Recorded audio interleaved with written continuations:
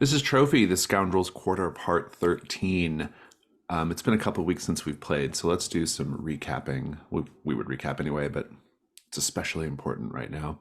Your characters are currently in a bit of a predicament because they got caught up in some of Tekla's drama with Iotho, and then they fell into a trap of Iotho's that I'm not even sure Iotho intended for you to go in this trap. It was just a thing that you all plunged head first into.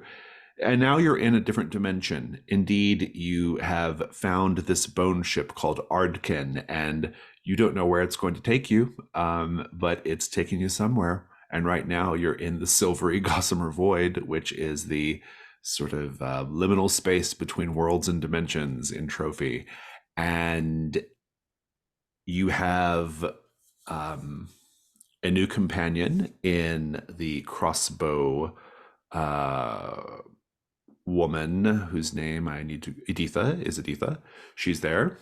She is a crack shot. Unfortunately, she right now needs help getting around because her feet were gnawed off by whatever we're calling those little white baboon things. And you also have a stowaway on Ardken in the form of Tannen, but you don't know about that yet. We have not really bone mashers, thank you.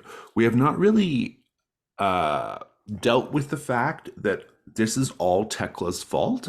And so you all may want to do that in some way. I don't know. Leave it up to you. But that's sort of how we're beginning things. I want to check in on conditions, which is not something I always do in Trophy because it's not as important as it is in, say, Carve from Breadwood games. But it can be a problem if the conditions would affect your die rolls. It can cause you to roll more dark dice than you intend. And so right now, Tekla is marked by Tannen, which is about to become a big problem, bruised and cold to the bone. Malkuth has a variety of conditions, some of them more relevant in the moment than others, probably cold to the bone and your injured arm. Cassian has a wooden hand and also cold to the bone. Magda has cold to the bone, bruised, and guilty. Guilty? You're doing a great job playing into that, Amanda. I don't think I need to leverage that at all against you, but who knows? Maybe there'll be an opportunity to do it anyway. So that is sort of where the characters are. I will remind you that you are still subject to burdens, even though you are here against your will. You still have to meet your burdens. Tekla has a burden of 2, Malkuth has 5, Cassian has 6, and Magda has 7 burdens. So let's get to finding treasure, folks. Does anybody have any questions or comments before we begin? Okay.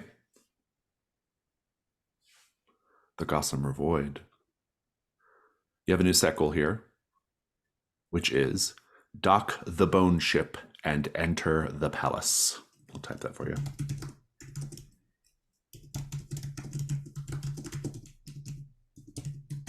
When the opportunity presents itself, you can spend 3 tokens and it happens automatically. But if you want to save your tokens, you have to work for it a little harder. So Ardken is traveling through the Gossamer Void, and it's oddly comfortable, like being rocked in the embrace of a bony but gentle grandmother. All around you is just a silvery void pinpricked by icy stars. Occasionally you see little islands floating in the void, but they're all quite distant.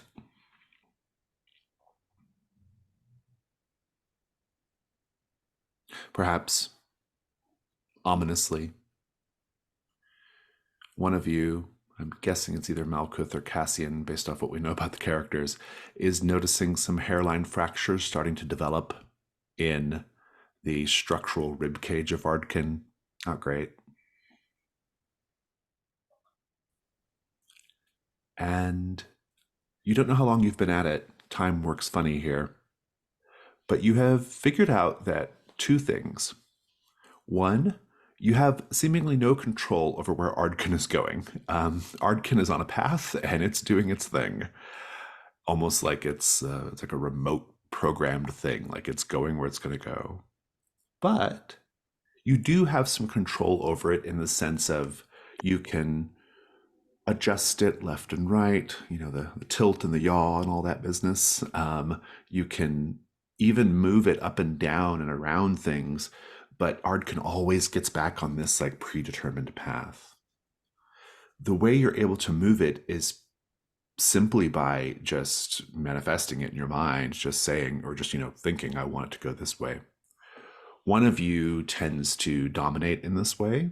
Anyone can cause Ardken to move back and forth a bit with different levels of success, but one of you always seems to be like able to definitely override everyone else. Who do we suppose that is in this group? I feel like Magda. I actually think Tekla. I think if it's going on instinct, I think that she knows she's in a lot of deep shit right now. And I think that there's a sense of panic that might have come over her, or at least a sense of determination to get out of here so that she can get back to some sort of stability. Tekla, what do you think? Yeah. Yeah, I like it. Terrific. Let's just have the scene with you all on the deck of Ardken. This deck, which is made up of hundreds of sort of interlocked bone mandalas, and then with little bits of colored, fragrant smoke wisping up from beneath. Is it still freezing here? No, it's not as cold. It's not it's still cold. It's not as cold as it was on that mountain. So Okay. Role play. I think Magda is a little bit afraid to sleep because something might happen to somebody if she falls asleep. So I think she's sort of rocking back and forth, just trying to keep herself awake, having not slept for quite some time now. I think Tekla's not really paying attention to anyone else. She's trying to see ahead to see where we're going and see if this Ardken is taking us anywhere recognizable. What's the name of the crossbow woman that we're with? Editha. Yeah, I think Malkuth sort of pacing around the hull of the ship. We'll see Magda sort of trying to keep herself up, rocking, and he'll pop a squat in front of her and just look at her and say, "You good?" Of course.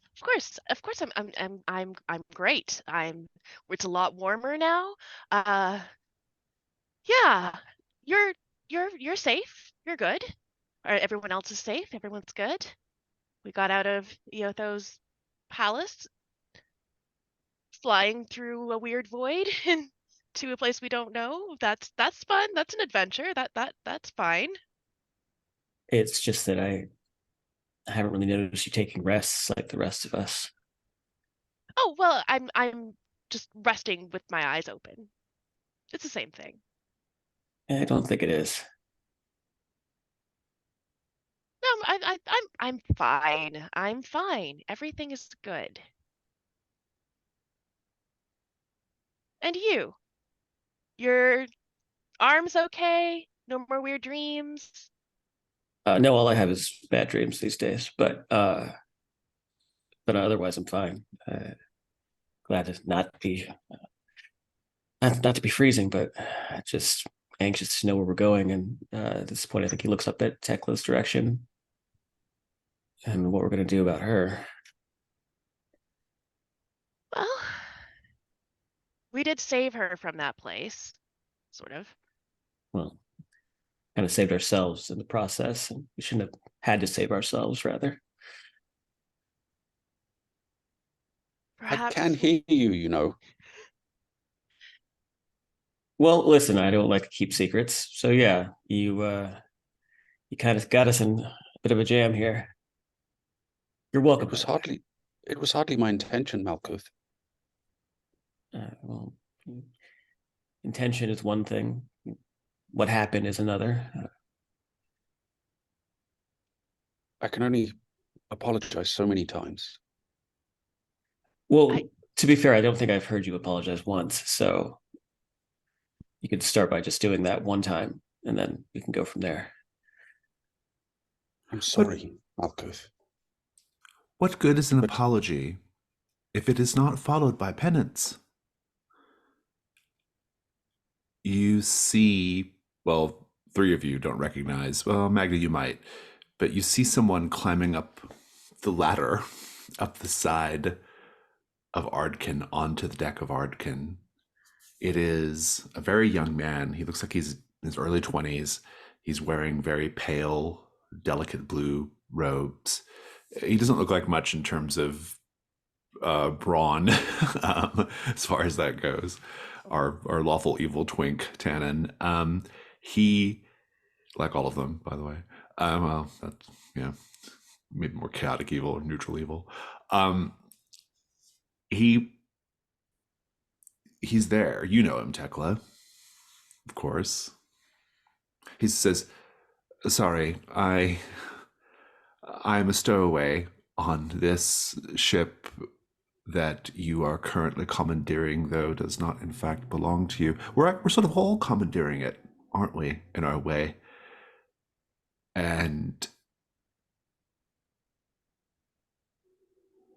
he says, "My name is Tannen. I am something of an associate of your friend Tekla. We have some unfinished business, she and I." Yeah, Malkuth just looks up at Tekla. What's her vibe? What's her reaction? I think she's gone quite pale. This man is a torturer, a killer. It was he who had me imprisoned in that place.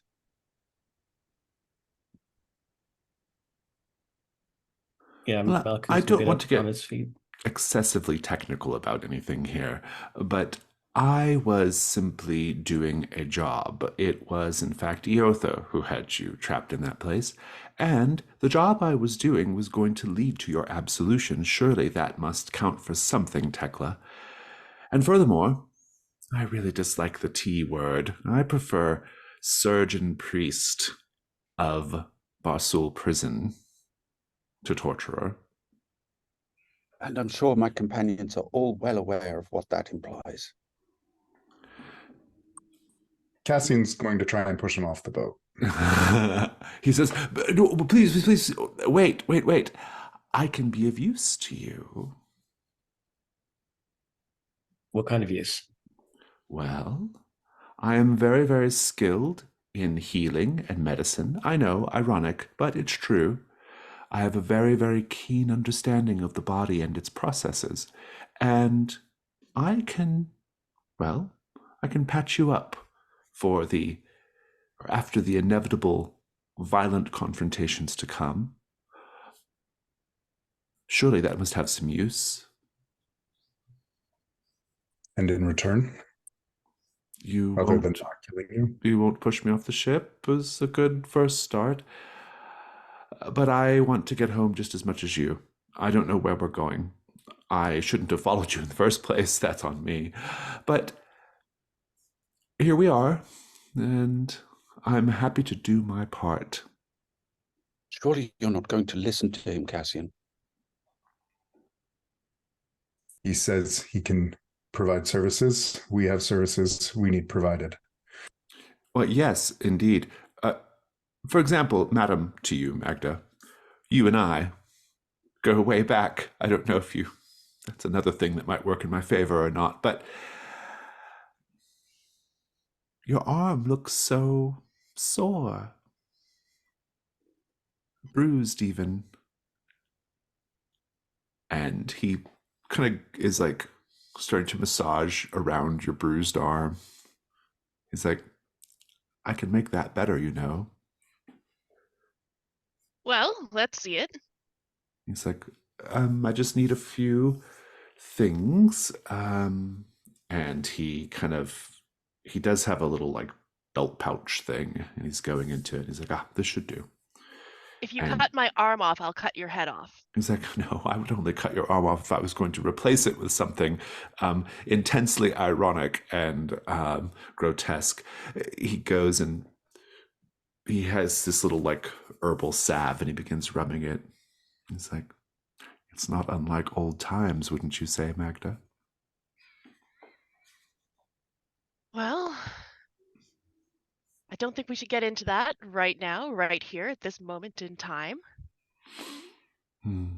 Especially since you're very close to being pushed off this flagship. Yes, yes, that is in the forefront of my consciousness, let me assure you. There, that should be all better. And indeed, you can clear the condition bruised. Nice. Do you have any more of that? Oh, interested in my services, are you? Well, if you're interested in living, yes, I am. I shall earn my partisans however I must. Yes, I may be able to help you as well. You are, you're quite big, aren't you? Oh, yeah, tall, I suppose. But this arm, and he sort of lifts up his sort of the fur that he's been wearing on his shoulder. Sort of reveals the burns that he had. To show the burn, yeah. Yeah, he'll tend to your burned arm as well. It's like, my goodness, my choice of well-defined, toned, fit, and yet terribly, unfortunately injured arms today. But I sing for my supper. My supper being not thrown off the side of the boat into the silvery void. How's that? It's actually quite good. You can clear that condition as well. Yeah. So you were just hired, right? You don't enjoy what you do. You're just Oh no, I enjoy it very much. Oh. Did Tekla tell you what I was planning to do is really something, actually? No, she didn't. She actually didn't tell us a lot. She hasn't told us a lot. That is a thing that she does, isn't it? Not telling things a lot. That's my understanding from Yotho, anyway. No, I was going to surgically implant a beetle into her tongue that would inject her body with poison every time she lied. And can you see, Malkuth, why this is the kind of horrifying experience I might not wish to share with you? I was not hiding something. This man is a monster. Every time she lied, you say? Oh, yes. Fascinating. Well, aren't we all one perfectly happy and united adventuring party? I know I'm excited. I'll just be over here on the, well, I suppose it's the aft deck. Maybe you can tend to Aditha's feet, and he'll gesture over to Aditha. He will do his best to keep her comfortable. He says, I would need access, however, to all of my supplies in Barcel prison in order to fit something onto the stumps, which I would be happy to do. Well, For now, whatever you comfort two is all want I to can do. Aditha makes a grumbling noise. I think she prefers not to be touched by this individual, but nevertheless, that's where we are. And so, Tannen and Aditha and the four of you are winding your way through the gossamer void. Cassian, at a certain point, you'll be the first to notice that you're approaching what appears to be a large crystalline cloud, faintly glowing with a pale shade of pink. Ardken is heading right towards it, this big, sparkly crystal cloud. What do you do? Assuming Tekla is still partially paying attention to the way that the Ardken is flying. I think he'll turn to her and say, "Do we want to be steering toward that?"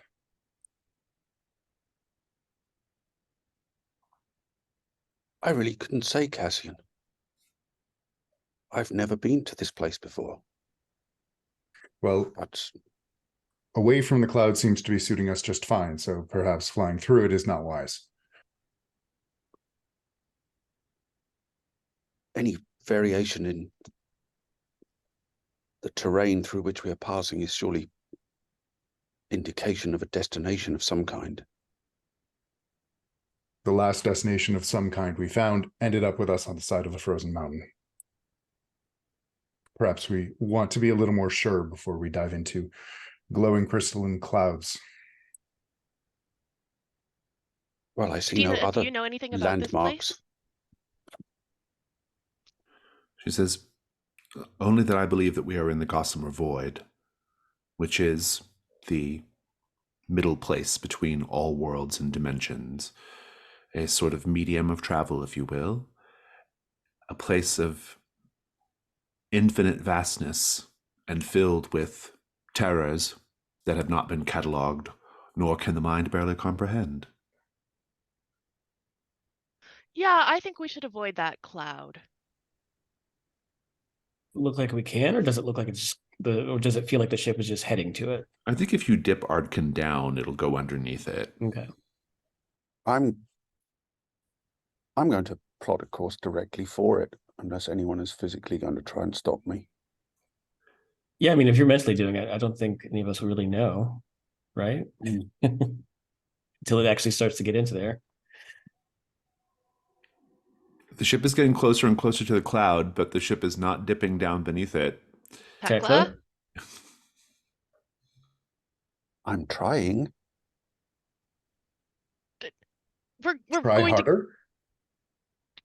If you wish to take over, Cassian, then by all means. You are now inside the cloud.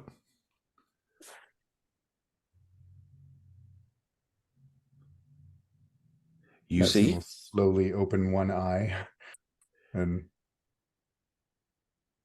The cloud stays with you. You don't simply pass through it, it is moving with you now. The cloud is filling your lungs with crystals. You're breathing it in. When you try to cover your mouth, the cloud directs and reforms the crystals to physically move your fingers and your cloth to get inside your mouth. The cloud is clearly sentient. It clearly has the ability to manipulate the physical world, and it wants to, well, I won't say kill you, but it wants to fill your lungs with crystalline growth. You can take that for whatever you want. It can be combated. It is a endurance 7.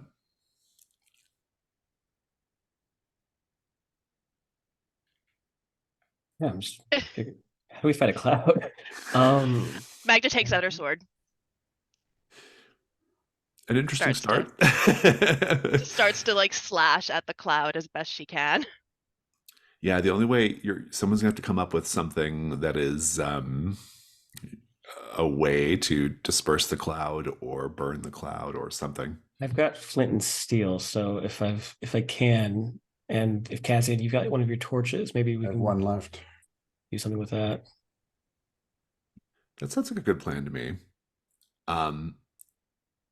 Everyone who's engaging in the combat needs to roll a weak point. If you're not, you have to go hang off the side of Ardken to get out of the cloud. Or otherwise come up with a really good justification for why the cloud can't enter your mouth or your orifices.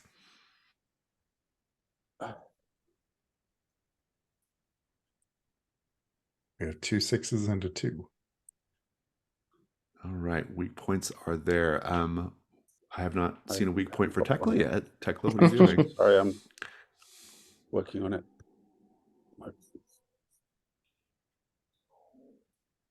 5. 5.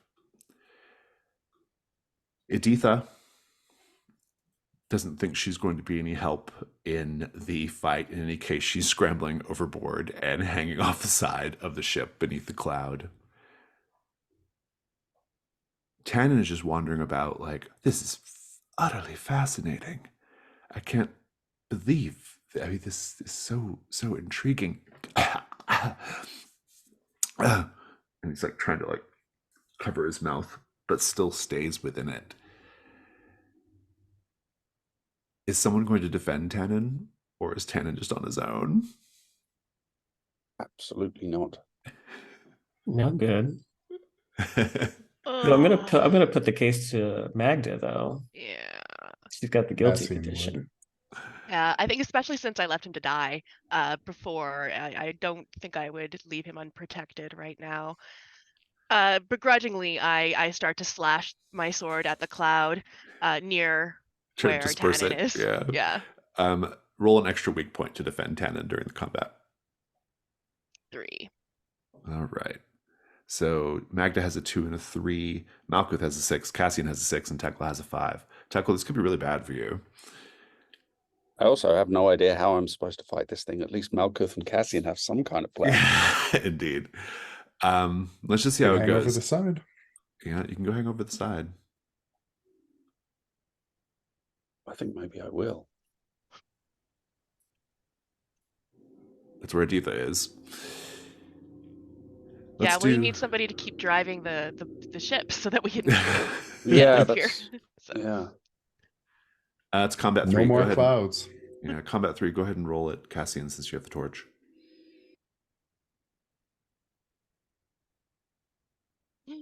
Uh, 5 and a 3.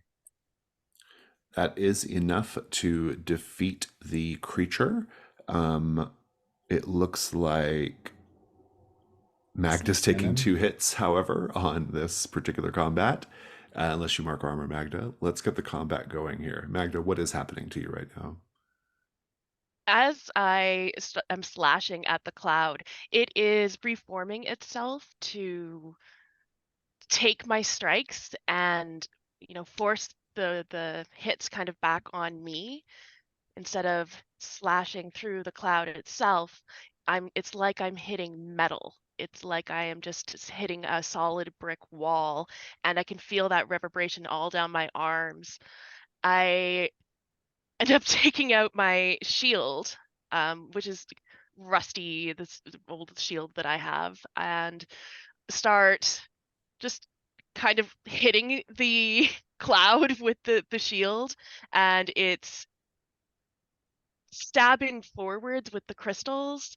It does end up shattering my shield, but I managed to get a few good swipes in at it, and some of the crystals just sort of break off and go scattering down the length of the ship. I love it. I think Tannen is behind your shield, doing his best to cover his mouth, trying to, stay out of the cloud's reach. And he says, "It's almost like old times, wouldn't you say, Magda?" I'm a very different person now, Tannen, and I think if you're not going to help in this cloud fight, then you need to be quiet. Oh, yes, I will. I do hope we will be able to collect some samples of this entity, though. This would be fascinating to study, learn about, implant in a sinner's body. By all means, Human always wanting to breathe implant deep things. and collect some samples. You're hanging over the side, Tekla. I don't think you can hear this.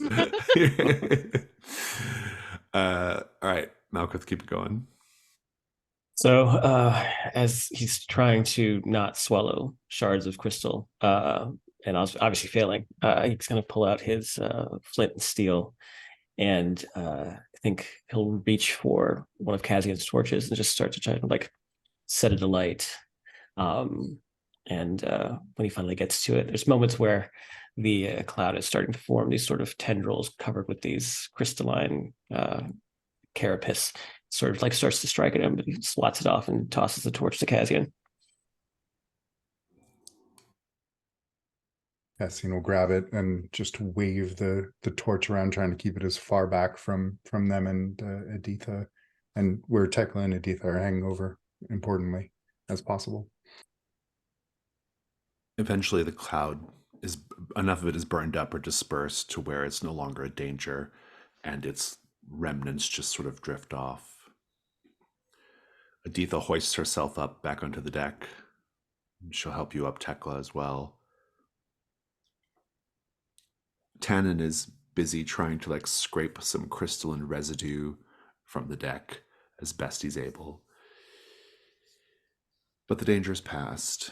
You do get to roll gold, though. So let's have a gold 7. Go ahead and roll the gold 7. Ben, you can roll it.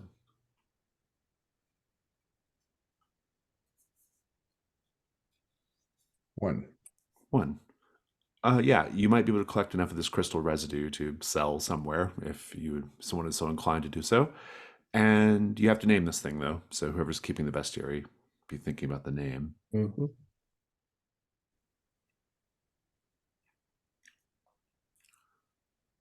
Who's keeping the crystal residue?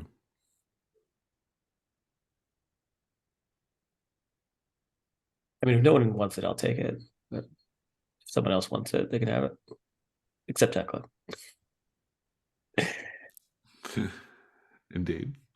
All yours. At a certain point, the cold returns.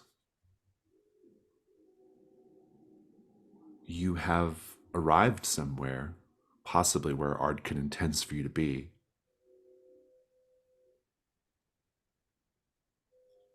It is a palace, an elegant marble edifice that hangs over the void like stalactites. The gleaming exterior of the palace reflects light from the stars below, and from more of these faint clouds floating lazily through the void. Some of them are pink, some of them are blue. There are quite a lot of them floating here and there. Ardken begins to enter basically a holding pattern around this hanging stalactite palace, which is what my background is.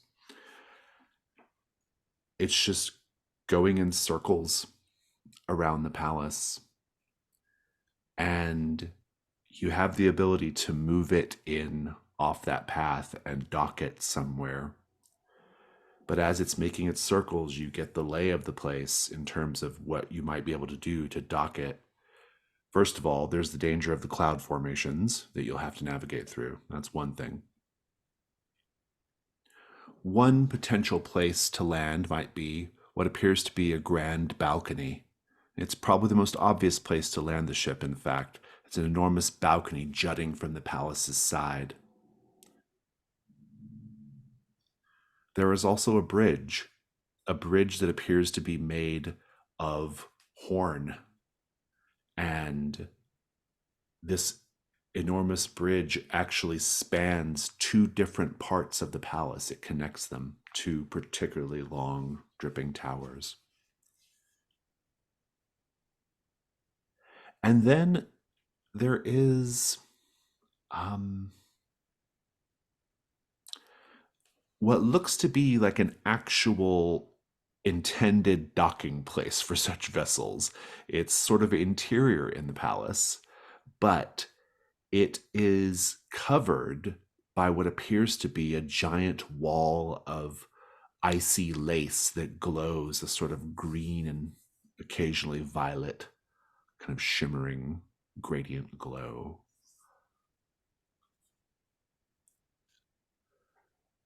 And you're just circling. Your goal is to dock the ship somewhere and enter the palace. Where do you think, Cassian? I suppose the better question is how much we want the people potentially in that place to know we're here. Yes. So perhaps there? And Tekla points at the bridge. Perhaps there. If you think you can land it As I say, Cassian, you're very welcome to try. If you do not trust me, you have already shown quite thoroughly your distrust for my word. And better judgment when it comes to piloting this ship.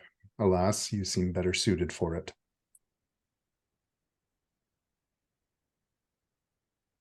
Then stand aside and allow me to try.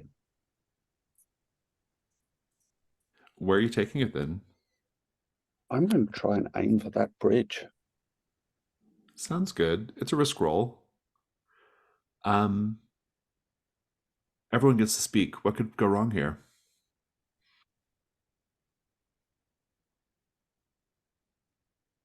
We crash. You might run into some more of those clouds. Mm-hmm. We neither land nor crash, but we break the bridge, making future traversal difficult. Yeah, I can't really follow it up. Other than we break the bridge and we break the ship. Do you have a skill that will help you out here, Tekla? Or possibly a piece of equipment? I feel like I don't particularly, unless a rope might count in terms of trying to cast when we get close, trying to use the rope to cast onto some attachment just to bring the ship to a halt. I'll take so it. I don't actually have to like butt up right up against it. I can kind of float next to it and try and I'll take it. I'll take it. You got one light die and Devil's bargains. Everyone can make a bargain.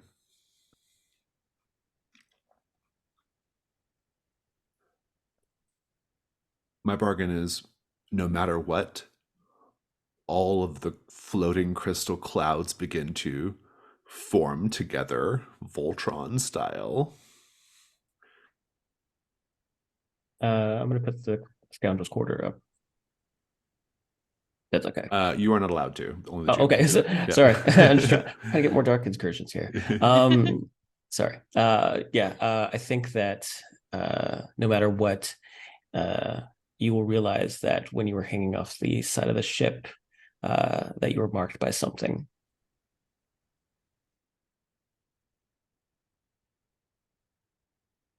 Oh, I want to risk that. I don't want to fight more of those clouds. You got two options so far. Are there any other offers? No matter what, Tannen still has that beetle. No, I have it in my equipment. Oh, that's right. That's right. No matter what, whatever beings nearby see that you are piloting the ship and are going to target you specifically. Kind of horrible choices You know so far. Cassian. Maybe Ben's could be like, no matter what, Tannen went in your pack while you were distracted and got the beetle, right? You know what? I'm going to try this without a devil's bargain. I'll let you stay in the realm of light dice for now because you don't have a condition that I think would really... I mean, you have cold to the bone, which might distract you, but this is more of a mental thing, so I think you're okay. Go ahead and roll with one light die. See how it goes. Technically got a 1. So that is a miss. You get to add a dark die and try again. Bear in mind, if you roll a 6 in that dark die, you are going to be in ruin. If you fail, you are absolutely crashing Ardken into the bridge. I got to do it, haven't I? But it's up to you. You can basically just like, oh no. Boxcars light and dark. Rob, how do you feel about playing Tannen? Or Aditha? How do you feel? Let's figure that out, yes. It was going to happen, so yeah. You land successfully at least. That's good. You land successfully at least. I will let you be in charge of your downfall here. What happens to Tekla? I think we're getting, as we're kind of bringing the course in toward this bridge, things are looking reasonably good. And Tekla kind of gives a look toward Cassian and says, "You see, I believe I have this under control." And as we get closer to the bridge, she readies herself with the rope and I think hands it to between her and Malkuth. She's using Malkuth to kind of anchor the rope because he's the strongest. And she kind of tries to lasso it and hurl it onto some kind of attachment on this bridge, and is able to successfully do so. But the problem is the velocity of the ship is such that it doesn't stop immediately, and it kind of twists awkwardly as it snags onto this bridge with the rope, and the whole ship turns, and the rope just comes right across where Tekla is standing and just pulls her over the edge.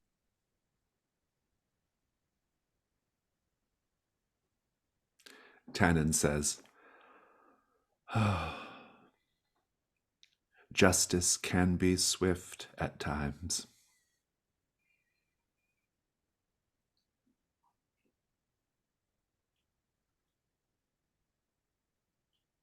Are we just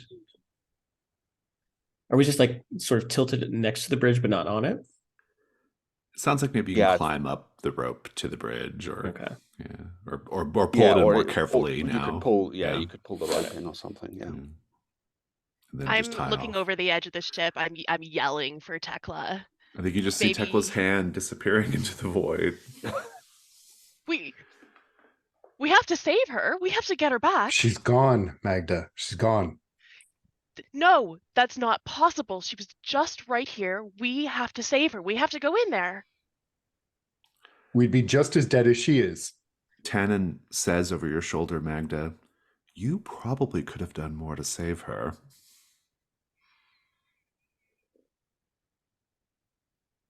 I could have. No, we have to go in there. We have to go in there. I think Malkuth, hearing that and seeing Magda's reaction, he's gonna rip Tannen from her and just sort of push him against the hull of the ship. "I see your arm is working well. Well enough. Sir." You're not here for commentary, all right? Very well. I'm sorry. It's how I cope with stress. Find a different coping mechanism. Come on. And he'll let up and he'll go to the others. So let's interject for a moment here. I'm going to keep playing for a little bit before we go on break. But in the meantime, Rob, if you want to be making a character, you have some options here. Somebody who is maybe lost in the Rime Palace and meets up with the group. That's a possibility.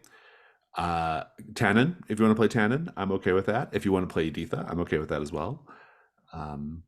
But I think I'll go with the lost individual. I'll give that some thought. Yeah, give that some thought. And you can be making a character while we're sort of doing our thing here until we go on break.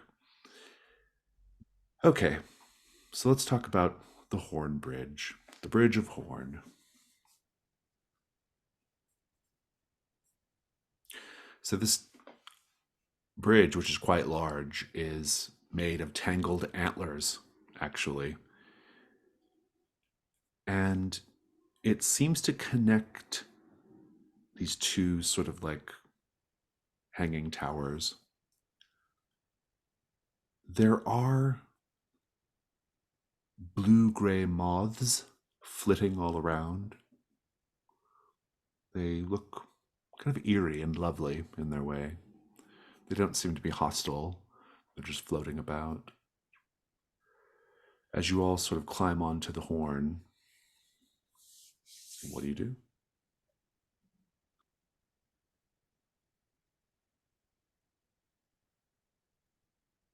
Take a look over the edge just to make sure that Tekla's gone. And when I realize that she is, we'll look around and does there look to be like an entrance at the other end of this bridge, or like any kind of threshold or something? Yeah, there's one that has like one of the towers is like doesn't even have a door; it's just an open doorway. Okay.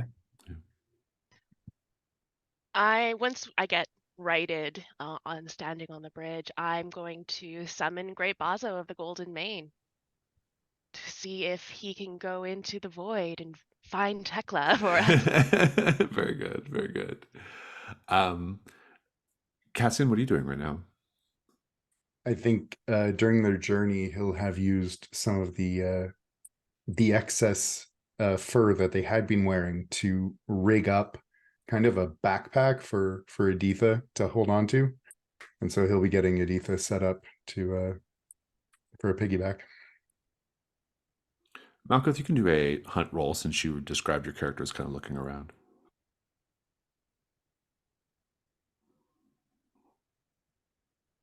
Would I be able to use paths as for an additional Oh light yeah, die? I'll take that. Yeah. Do force. Take your token.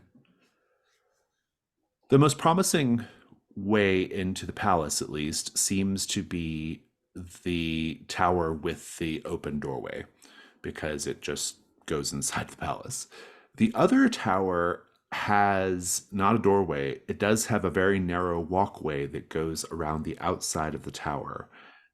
You can't tell where the narrow walkway ends, and the narrow walkway is narrow and has no railing. The entryway, or the tower with the entryway, above that entryway, there is one of these silver blue moths, but like the mother of them. It's enormous, a gigantic silver blue moth.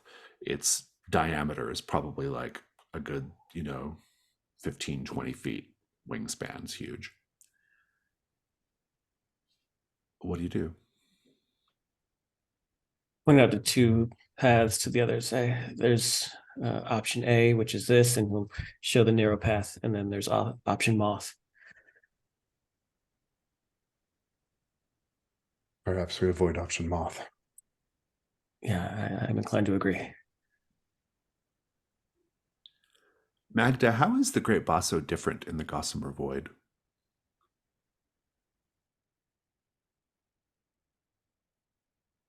I think he doesn't glow the same way. It's almost as if he's sucking in the light instead. He's taking it all and he looks darker, like what one would think a black hole would look like. Not that Magda would know what a black hole is. Um, but it's like he is sucking in all the light and color out from around him and bringing it into himself. The Great Basso plunges down into the Gossamer Void to try to find Tekla. Who knows if he'll be successful or not. Out of character, he won't be, but Yeah. in character, who knows? And so, to accomplish your set goal, you just have to enter the palace. Cassian, what are you doing right now? Once Editha is all secured and everything's sorted, he's going to look at the others and say, well, option not moth, and leap to the bridge. Editha will say, hold on a second. Is that what I think it is? What do you think it is? She points towards the end of the bridge, towards the moth end of the bridge, where a pair of enormous horns, stag horns, have been incorporated into the bridge, and they're very ornamental. They're in a place of prominence. They almost form like a little arch at that end of the bridge. The horns are, from a distance at least, they appear to be engraved and rubbed with some kind of gold powder or shimmer. She says, I believe those are elder stag horns. Incredibly valuable back home. How valuable? Very valuable. More valuable as a set than by themselves, to be sure. I'm not in much of a position to say what we should or shouldn't do, or where we should or shouldn't go. But that would be quite a score. Moths aren't generally dangerous.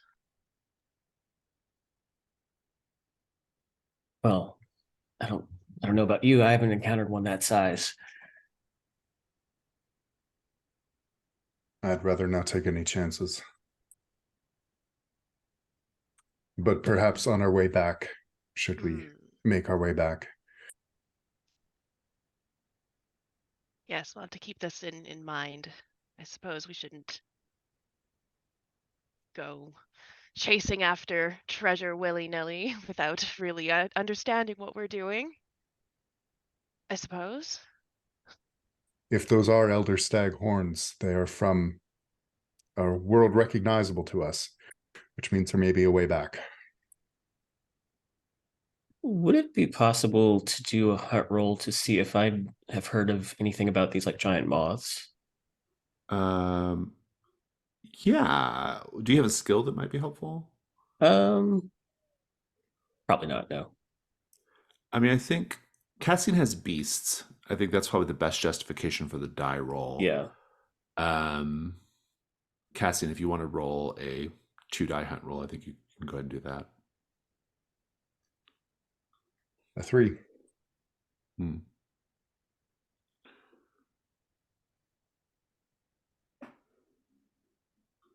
I will tell you that you don't know anything about these moths. That there's just you don't know what they are or what their deal is. But one of the little ones flits by you and quite accidentally slices open your shirt. Its wings are apparently sharp. Now maybe these moths are like kittens and they're sharper when they're younger, but nevertheless, something to be mindful of.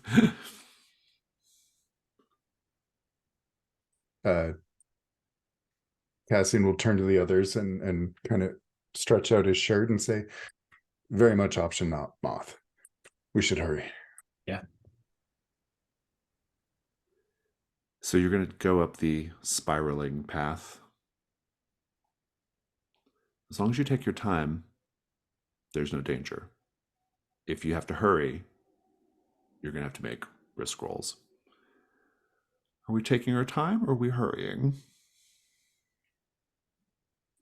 What are the moths doing? The moths don't follow. They're just hanging out by the bridge. And I feel like we could be a little more cautious. Yeah. And as long as there's no clouds that are coming to attack us, sure. You're carefully, slowly making your way up this path, which is very narrow. I would say that the footpath part of it's probably less than 2 feet wide, and there's no rail. So you're basically going up with back against the wall, right? Magda, you'll be the first to notice that the clouds are starting to form into the shape of, well, like a dragon. Swirls of pink and blue as the clouds all come together, creating a large draconic shape with spread wings, long neck and tail. As they come together, they begin to form and fully fill up your vision of that side of the palace, of that side of the space outside the palace. It's just a big wall, a big dragon-shaped crystal cloud wall.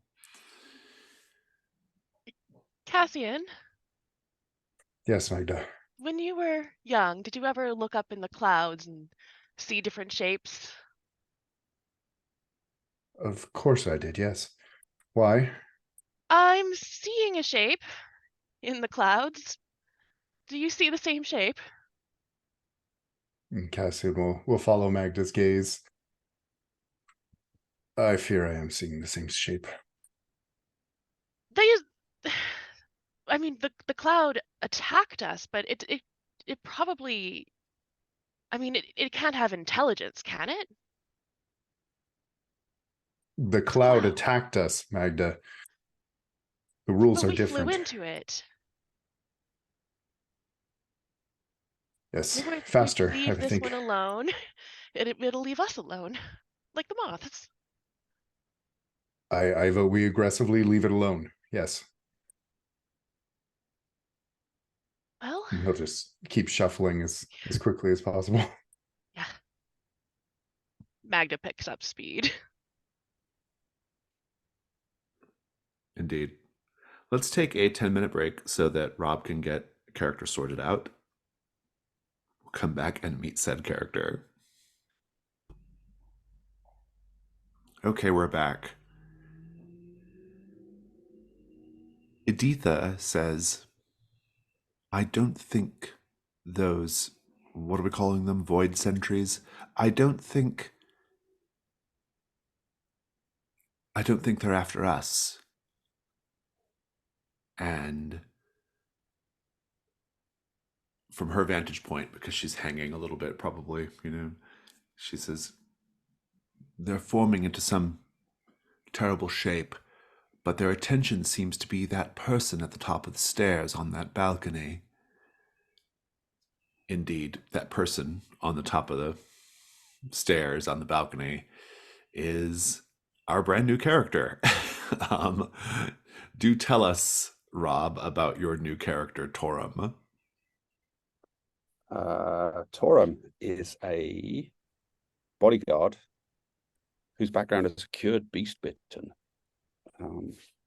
So he's a tall, broad bull of a man, thickly bearded, dark-skinned, hairy, and wearing a ringmail shirt and a sturdy helmet, and carrying a very fine sword, two-handed sword. He's quite fearsome looking, and yes, let's see, his skills: protection, speed, vigilance, transformation, and his one ritual, yoke, apply the strength of a spectral bull to a situation. Love all that. What's your drive? Attend Countess Shima's Forbidden Festival. I don't know how much you know about Countess Shima's Forbidden Festival, but I kind of like this as a entree into why you might be here. So I think maybe you have recently tried to attend Countess Shima's Forbidden Festival, forgetting the forbidden part of it, without having the requisite offering or payment in order to get past the forbidden part of the Forbidden Festival. And Countess Shima herself blasted you into this place, basically sent you here. You found yourself only moments ago being basically teleported away by Countess Shima. You found yourself on this strange, cold balcony. You can hear the people coming up the stairs, but more ominously, you are face to face with this cloud dragon, this pink and blue crystalline cloud dragon. Its wings are spread before you. It is getting closer and closer. Your sword is probably not going to be much good against it, but nevertheless, this is where you're at. What do you do, Torum? I think just the confusion of the situation, the obvious danger of this dragon, but the probable danger of the people coming up the steps behind me. I'm almost spinning in place, turning between these two threats and just trying to defend myself as best as I can. And calling out, "Hello?" Hello. Greetings. I am Magda. Sure you've heard of me. Are you What? quite all right up there? Do you see this thing? Yeah, we met part of it earlier. Who are you? I'm Torum, but I think we have more pressing matters to attend to. Fire is helpful.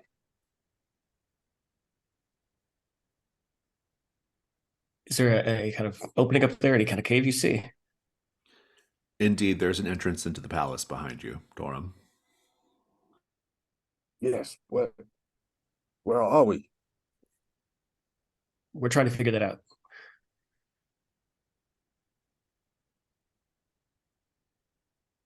So are we going to fight the clouds, or are we going to run?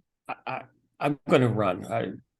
And I think Malkuth will just actually start to book it up the stairs or up the path.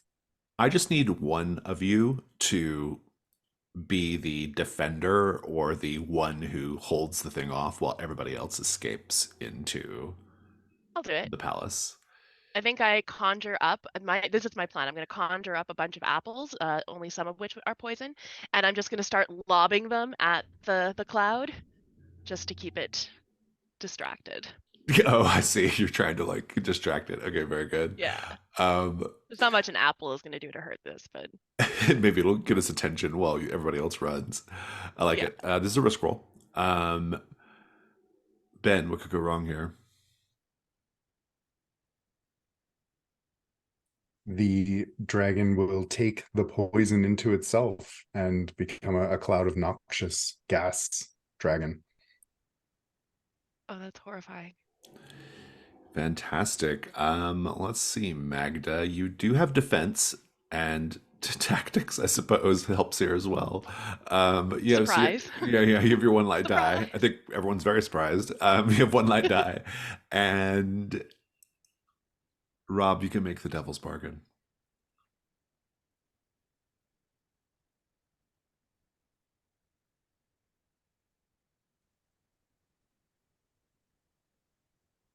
No matter what, you're going to get the poison apples confused with the non-poisoned apples. You're going to lose track of which are which. Oh, I like that. Maybe you like decide to have a little bite to eat while you're doing this. Yeah. might be feeling a little peckish. I'll also put the Scoundrel's Quarter in danger too as an option. Ooh. I kind of have it in my head that Magda doesn't know which ones are poison and which ones aren't. Never knows. Yeah. Yeah, I think so. I think I'll do the Scoundrel's Quarter Devil's Bargain instead. Where are we tracking the Scoundrel's Quarter ruin at? In the character sheet. It's just past under the treasure Magda. hunters. Oh, where records says, okay, it says ruin 4, but I don't think that's right anymore. It's surely not that high anymore. No, just in the hunters tab. Oh, okay. It's a ruin 2 right now. Oh, I see. Oh, okay, gotcha. It has its own little column. It's like it was a character. Yeah. Yeah, okay, because it's noted as well in the record section, but I think that's an old entry. Great. So let's roll the ruin. Go ahead and roll ruin, Magda, to see if the Scoundrel's Quarter goes up.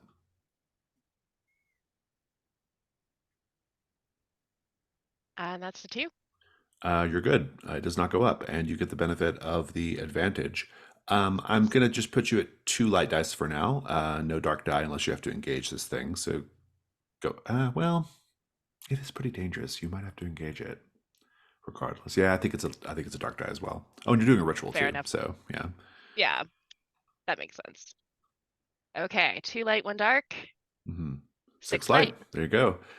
Please go ahead and give us the scene, Magda, how everyone gets to safety.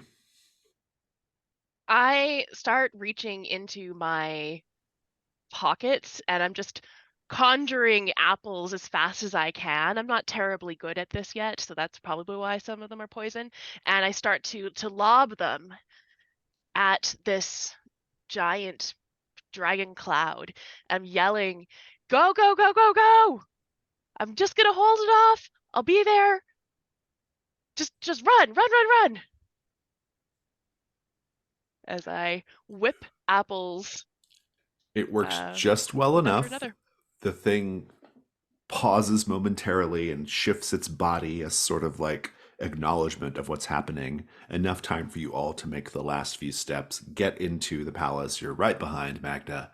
The set goal is met. You are now in the palace.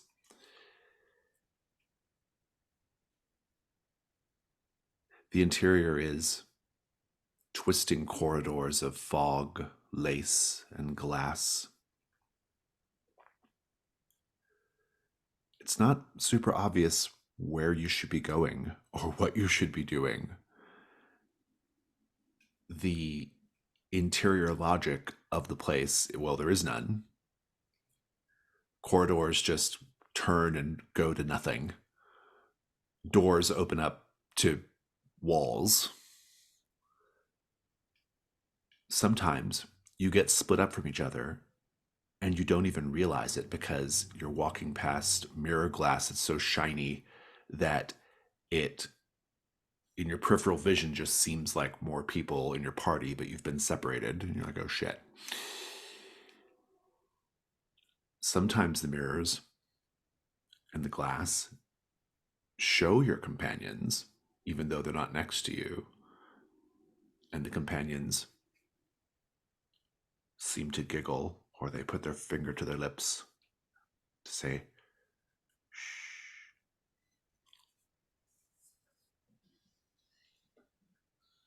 Editha, who is with you, Cassian, she says, I do not think we should be here for very long. We need to figure out why we're here, and if we cannot do so quickly, we should go back to Ardken and try to get it to go somewhere else. I agree. What do you think of this new fellow, Torum? He seems useful. Beyond that, I have no opinion.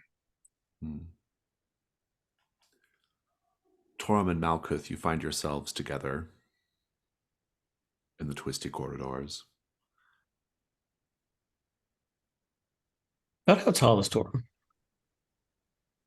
I think he's, like 6'4", 6'5", around there.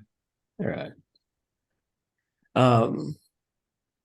Yeah, I think Malkuth he's fighting back the temptation when he sees some of these mirrors and the people in them, the reflections, sort of doing this sort of whispering thing, or laughing, or doing anything that's not what they're doing. I think he fights the urge to just sort of smash them, but he looks to Torum, looks up a bit.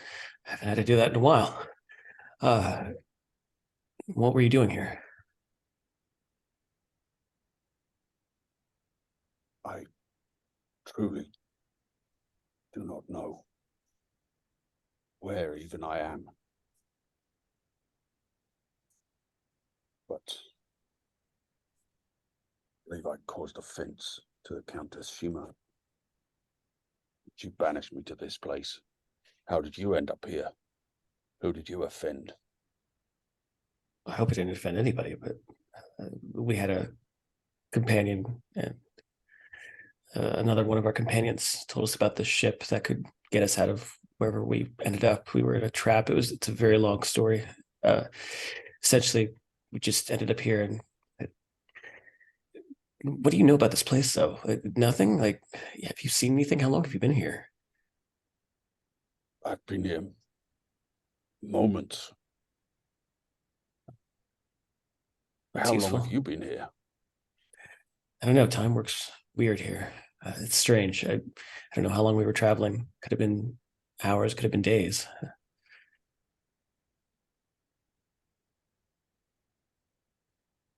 Do you have some knowledge of how to get out of this place? No, I was hoping that you traveling, did. you say you came to this structure? Well, there's a bone ship back there. We took it. But why did you Again, take it's it here? complicated. What? Why did you take it here? It sort of did you took hope to us here. We really weren't in control. The pilot was, she was a little off, and well, now she's off in the void somewhere. You disposed of her? No. She kind of disposed of herself accidentally. or on purpose. I think it was an accident.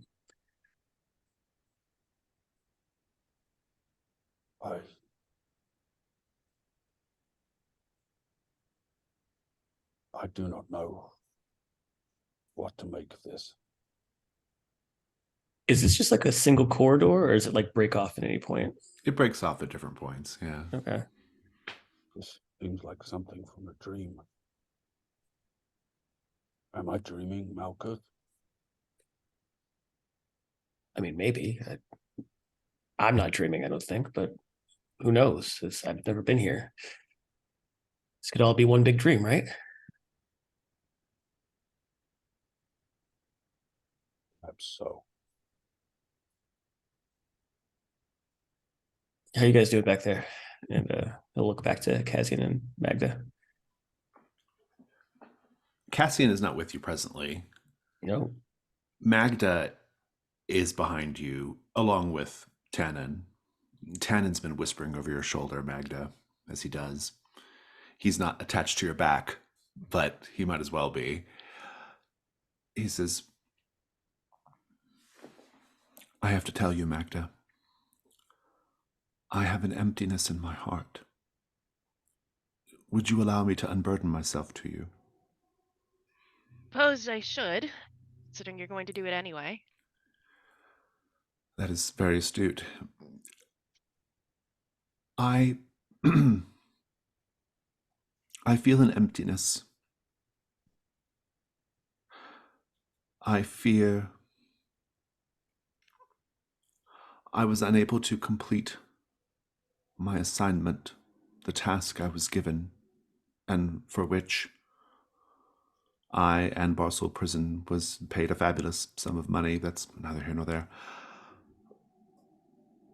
I was not able to give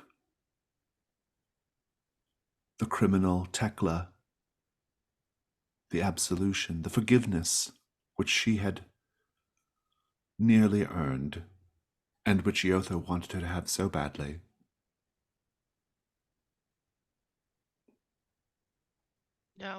No, we don't know that she's gone. Oh, she's quite dead, I assure you, but Bazo might still find her. I don't know who that is, but I do think, well, I suppose this is not exactly the right time for it. But one wants to self-soothe, doesn't one? One wants to. Well, I just feel so terrible about not doing what I was supposed to do. Now here I am with all of you. Maybe you should forgive yourself. Oh, my manner of forgiveness is not something I would wish on myself, anyway. How have things been with you? How have things been? Tannen, are you trying to make conversation? Or Well, are you just. I know you are quite upset about the death of apparently more than one of your friends, from what I've gathered. And I know that you're probably taking all of that on board, perhaps rightfully so. I don't really know all the history of it. And I just want to make sure that you're okay. Where is this sudden compassion coming from? Compassion. That is an interesting way of putting it. It is compassionate, isn't it? What I do is compassionate. It's not torture. A word I resent. Not saying that at all. Oh, good. Splendid. What? Where did this all come from? I just think suddenly you're a torturer now? Well, everyone takes time to find their path, Magda. Not everyone can be so self-assured as you. Why not? Well, because some of us contain multitudes, Magda. We have nuance. That's not to say you don't, but some of us have more. I don't know what that means. And that's the problem, Magda. That's all right, though. You're very good at what you do. Most of the time. Poor Tekla. But Tannen? we're all going to get through it. That's the important thing. you are very lucky that I am going to be protecting you, because if I wasn't, well, let's just say you wouldn't like it. Well, hopefully you'll be able to improve upon your current track record. I myself shall be very much rooting for that outcome, and I thank you.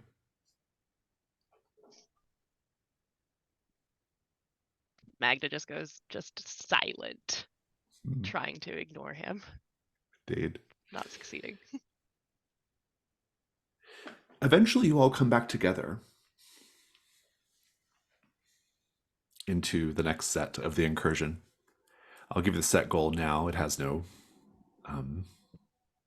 meaning to you yet, but it is win masks that can get you past the palace's guardians.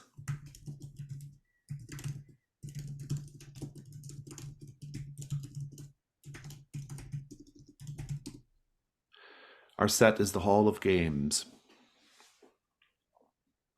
No matter where you entered the palace from, and no matter how long you were separated, and no matter where you twisted and turned, you end up in the Hall of Games. A long hall full of game tables, many of them covered with pieces made of delicate glass figurines. The floor is made of alternating squares of white marble and black obsidian. There is a great table in the center, which also houses the hall's only apparent person or player. There are smaller tables all around. And at the very far end of the hall, there is an enormous doorway hung with gauzy curtains. The man at the large table in the center, he looks up upon seeing you all step up to the threshold of the hall and says, "Ah, welcome. Welcome to the Hall of Games. My name is Sarah Morris. I am the Games Warden." Sarah is apparently human, dressed in kind of old-fashioned clothes, like something that your parents would have worn. The slashing on the sleeves is out of date.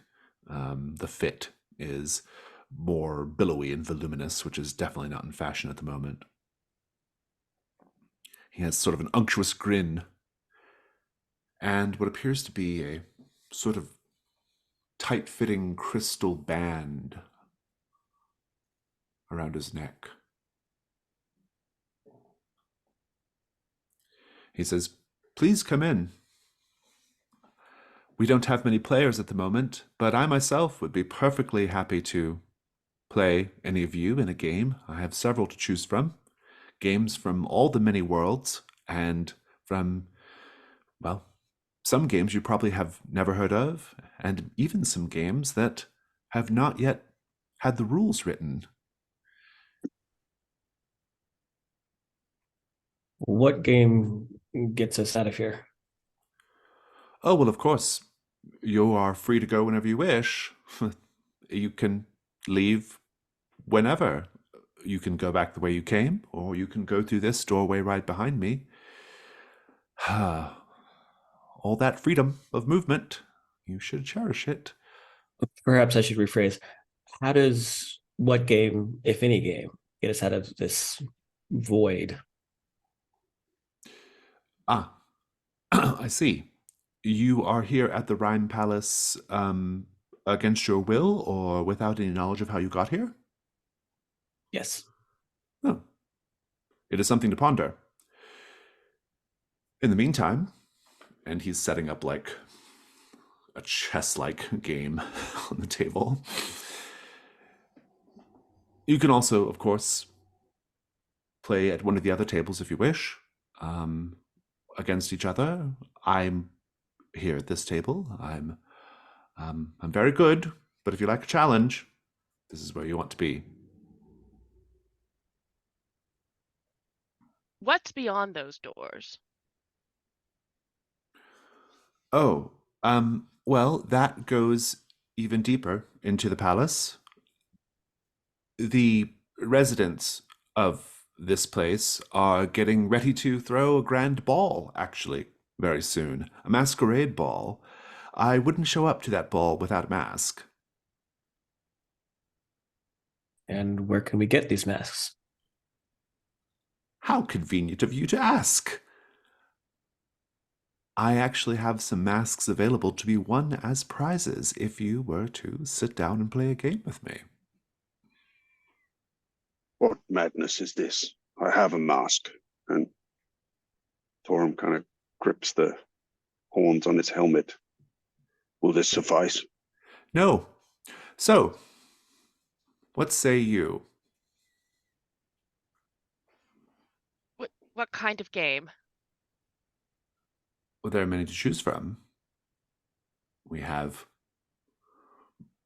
games of strategy, games of intelligence, games of endurance, I suppose. Well, I'm skilled in tactical fighting. Tactics. I suppose a game of strategy. Oh, good. Please, come sit down. And yeah, I do. Now, of course, we have to have a wager. What would you like to wager? Well, I have one of those masks, of course. But seems so early in the evening to jump straight to that, doesn't it? No. Oh, well, I am the games warden and you are not, and I say it is. Instead, I shall wager a vial of starlight. And he takes out a glass vial filled with very beautiful, twinkling, bright light. And he sets it down. It's a very delicate glass vial. He says, "This is incredibly valuable. Bottled starlight. Can you imagine?"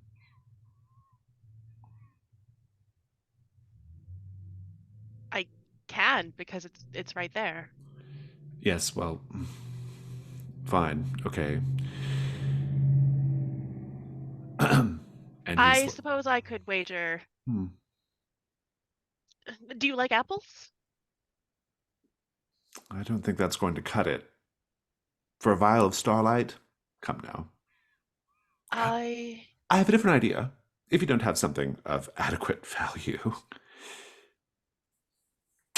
maybe you would like to be the games warden for a while. Or you'd be willing to wager that. don't really have the appropriate knowledge to be a games warden. You see, I don't know the games. You'll have time to figure it out. Probably. I mean, who knows? It could be a short gig for you.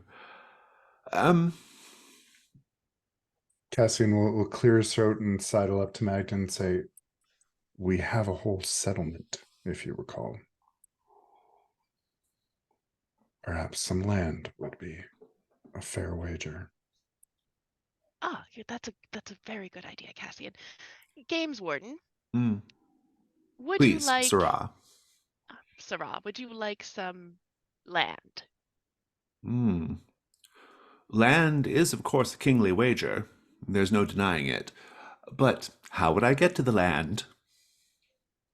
The same way anyone gets anywhere. How do you travel here anyway? Oh, I see what you're trying to do. You're trying to get me to say what I know about this place. And in particular, egressing from it. Clever. Do you have Which some sort of is documentation that shows you are the owner of this land? Cassian? Do we have anything like that? Not per se. You have my word that we own this land. And I'm Magda. You've probably heard of me. You would probably know that my word is gold. Right. Well, I guess it'll have to do for now. Just to warm up a bit, right? Maybe we'll talk about other wagers as the evening progresses. The rest of you, please sit, play games. Alkuth will very awkwardly sit at one of the tables, probably like the one with maybe like a crystal Jenga tower or something. Hmm. Fantasy Jenga. Fantasy Jenga, yeah. I love it. Torum will look for something. Some kind of game that looks like a maze or something with twisting paths or Yeah. There just happens to be a table with such a thing on it. I think with a kind of sour look toward the games master, he'll sit down.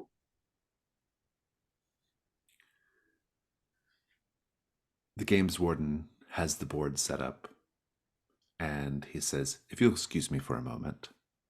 And he gets up and he walks over to Torum, and he says, "Now you've chosen a game that can be played by oneself, which is very, very convenient for someone like you, I imagine. What you could do is you could make a wager with the house. You complete the labyrinth and you will win. And he pulls out a beautiful porcelain compass. This compass will always steer you true. Would What it might steer you me have home? to? Oh, sure, certainly. Yes, it's very good at steering you to places.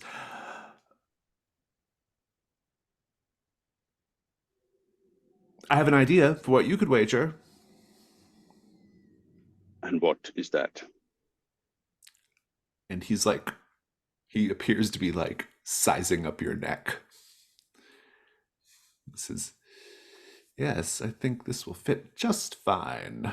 Um, uh, you could agree to be the games warden for a time." A time? A time. How long have you been games A warden? temporal dash. A pugil, if you will, of time passage. A sprinkling of chronological measurement. I will ask again. How long have you been games warden? And he's sort of like is fiddling with that crystal band around his neck. He says, "Well,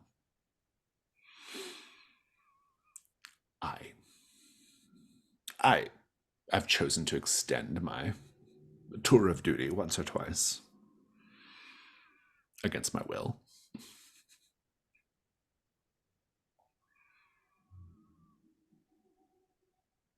And what is to prevent me from splitting you in half and taking the compass rather than playing your game? Well, that would be cheating, and cheating is looked down upon in the Hall of Games. Do you intend to cheat? I do not yet know how to play. Oh, you'll figure it out. It's all very simple. Do you accept my wager?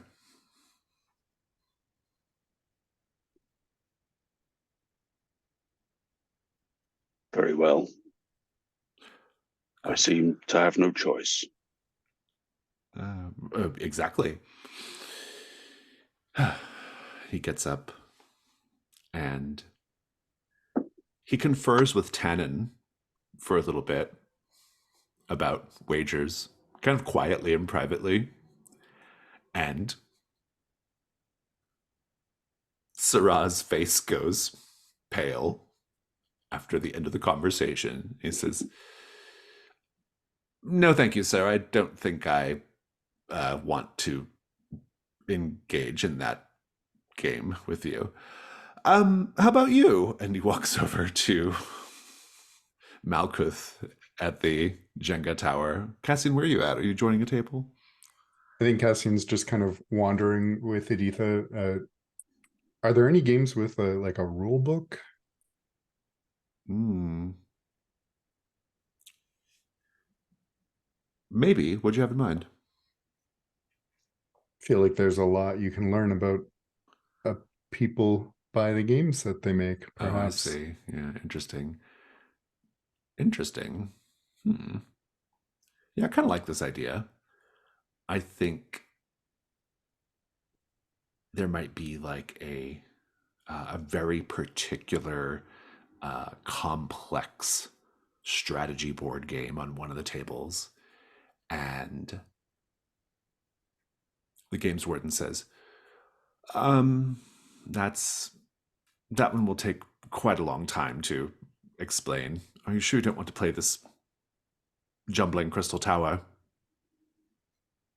Isn't game it a instead? mere dash of time, a small drop in the bucket of chronology? Yes, well, all right. And he goes into his table and opens a drawer and says, all right, this this this bundle of scrolls, I think, has all of the various explanations you'll need for this particular game.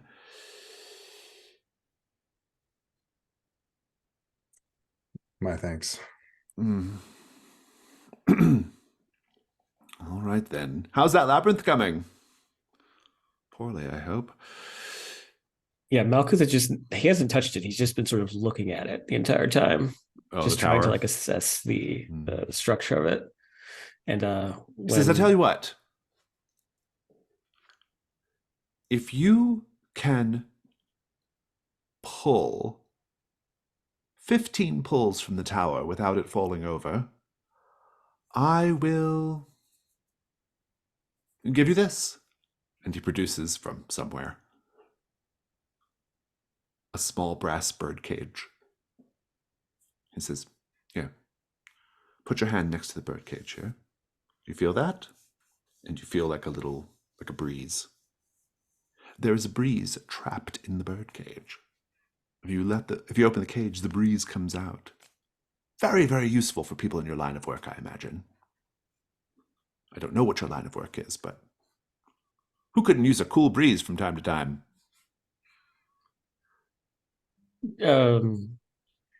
yeah, maybe. And I'm curious about higher stakes though. Oh, do you have something to wager?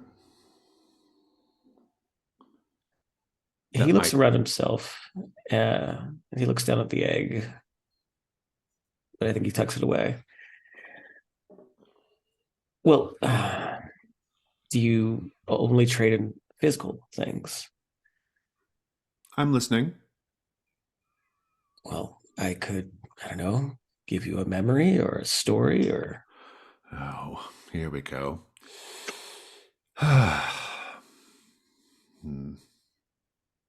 There's nothing more precious than memories, right? I tell you what, I'll throw in a mask with my wager. Okay. If you also wager becoming the games warden for a time, if you should lose.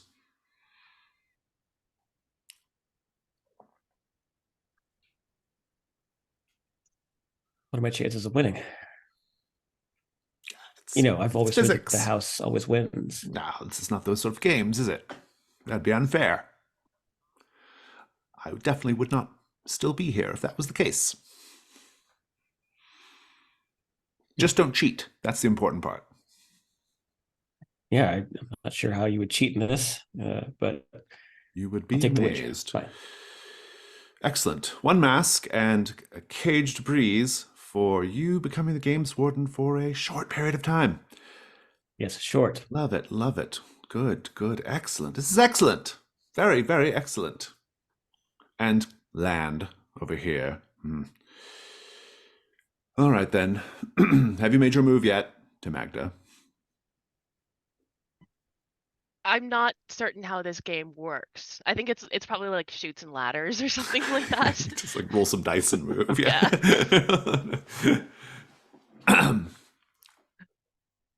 Meanwhile, Cassian, you could be going through this rule document. Go ahead and make a hunt roll. You can do 2 dice with the the text itself being your assistance, because you're trying to find out more than like how to play the game. Right. 5. 5, good.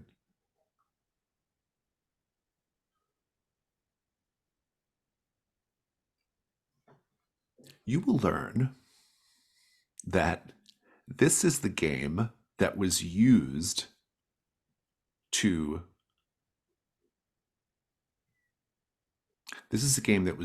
trap Syrah here. He foolishly played it with the last game's warden. There is a little log at the back of the rules that shows, like, last time we played this, such and such got X score and da da da, da and all that, right? And it turns out that Syrah lost, and if the dates are roughly equivalent to the dates in your world, he's been here for about 100 years. I think seeing that, Cassian will just sit up and say, friends, the time commitment this fellow seems to be asking for is more than a smidgen. What does more than a smidgen mean?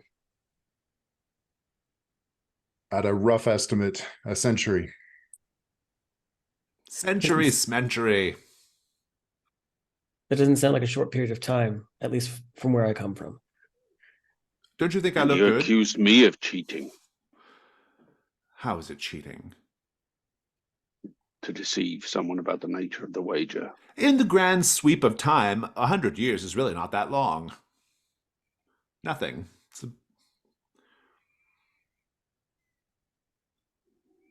The babe has fine. barely gotten off its knees in 100 years, comparatively speaking.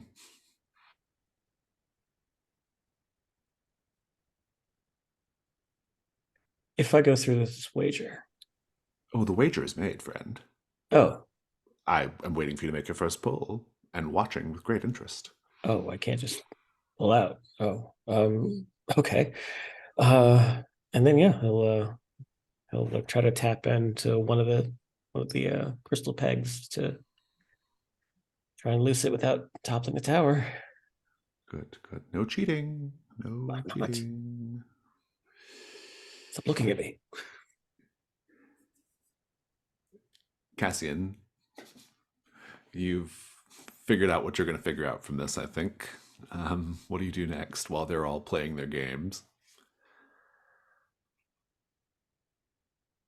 The floor you described as black and white alternating tiles. Mm-hmm. Would that look anything like a familiar game to Cassian? Yeah, I mean, I think this is probably like a standard sort of board chess, chess-like game setup. Yeah. Going to see if Cassian can discern anything from where the tables are, if there's some bigger game being played. Oh, intriguing. Do make a hunt roll. 1 die unless you have a good justification for it, too. Tracking, see the way people are moving and how things are. It's a stretch. Yeah. I think it's a stretch. All right. A 1. A 1. You will be losing all of your tokens and encountering something terrible. I think as you are paying attention to this, you start to overhear conversations. They're not nearby.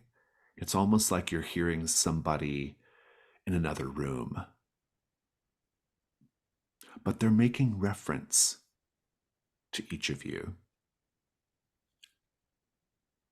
They're making reference to each of you, and they've given you all nicknames that they refer to you by. And the conversation is very much of a sort of, well, I wonder if they'll survive this. I wonder if we can provoke that one into cheating somehow.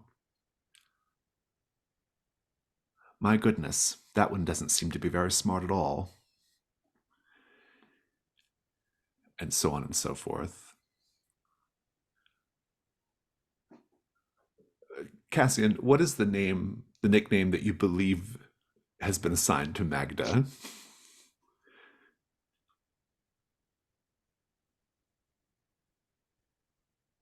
The loud one.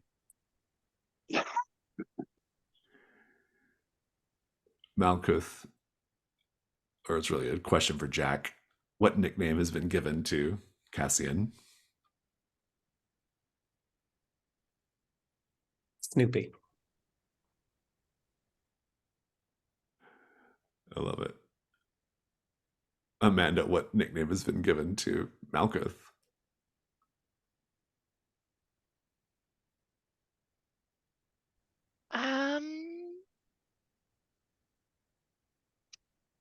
Crazy eyes.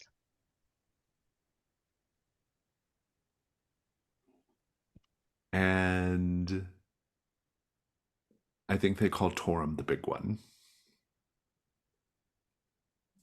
As in, I think the big one is going to get frustrated at some point and try to skip ahead in the labyrinth.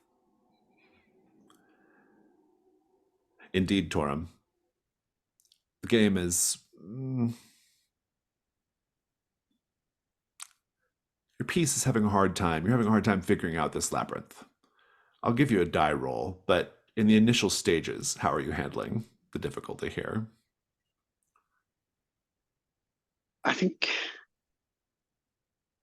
with a surprising patience and diligence, even vigilance, since that's one of my skills in watching for tricks and dead ends and kind of things designed to deceive me or lure me in into a certain path that is not going to be fruitful.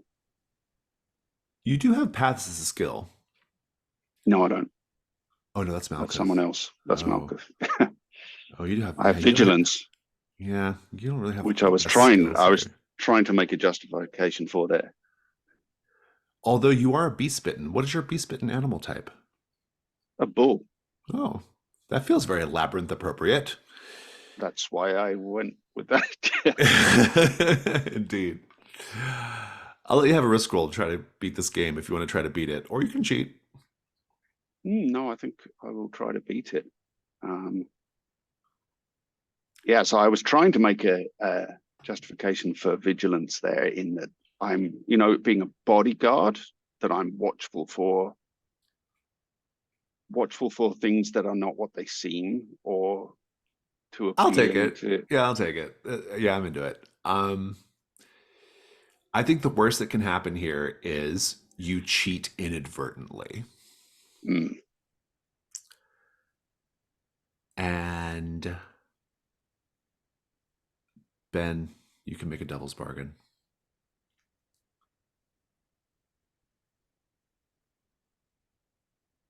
No matter what,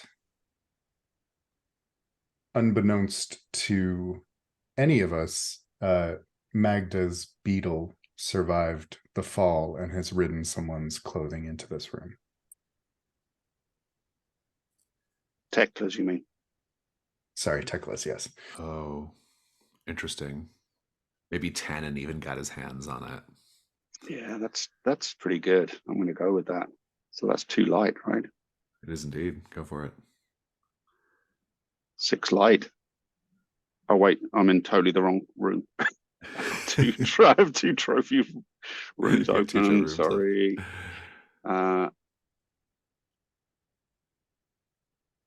Maybe this will 6 become light. 6 light. I'm not seeing the rolls. Oh, there it is. Fabulous. You successfully navigate the labyrinth. And give us just the moment when you do it correctly. Like, what does that look like? Like when you win? I think the game warden is watching, because looking at Torum, his appearance is somewhat deceiving. You would expect him to be a impatient, stubborn, just charge ahead, without thinking things through type, but he actually spends a long time considering his moves here. And finally, with kind of a grunt of satisfaction, he starts moving the piece. And I think a look of concern comes across the game warden as he sees that he may have misjudged this contestant. And again, Torum pauses, considers where he's at, and this happens over and over, and eventually, with a grunt of satisfaction, he just makes a final adjustment, and the piece is freed from the maze. And once that's happened, he just puts his hands down on the table and lifts himself from his chair and looks over expectantly. Fine, fine. Here is your prize. And he gives you this porcelain compass. This is actually a magic item. It gives you a light die on hunt rolls inside the palace. So, and maybe under other circumstances as well, but definitely here. He says, all right, well, why don't we have another wager? You could do the reverse labyrinth, the labyrinth on the other side of the board. It's considerably more difficult. You can keep your wager the same, and I will wager a mask that will allow you to walk around unimpeded.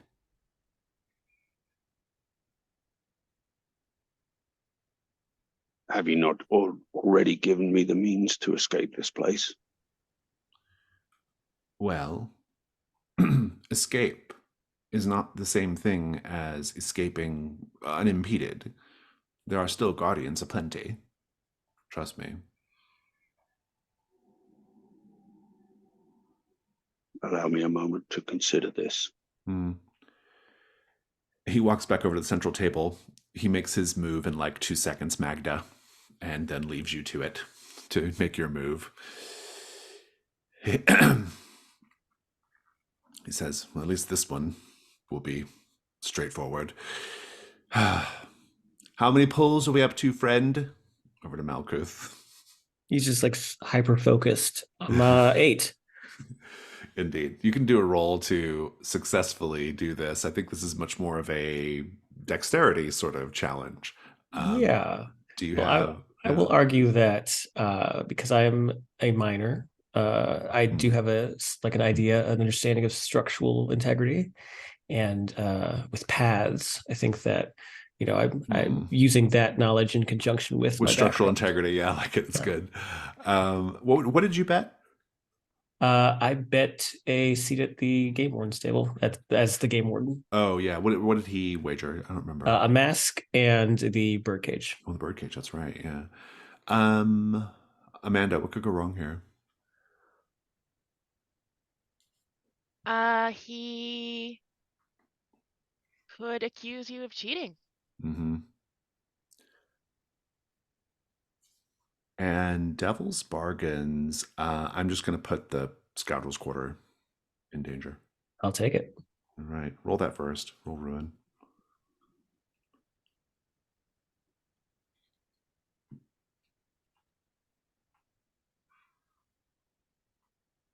Oh. It's a 2 and a 1. Oh, I was gonna have you roll the Ruin first. Oh, Ruin. But, Sorry. but this is fine for the roll. Okay. You get to add a dark die and try again if you want. Oh, some dark dice. Yeah. Just one dark die?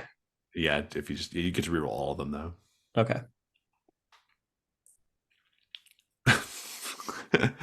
Too dark, which is the high. Yeah. We'll come back to this.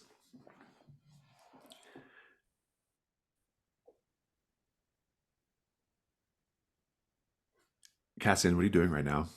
You know that you're all pawns, so to speak, in some other game being played.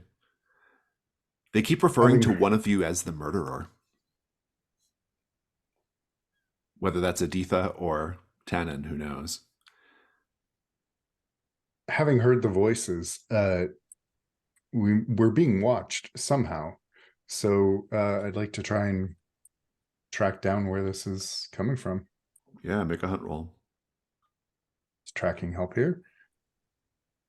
In this case, yes. 3.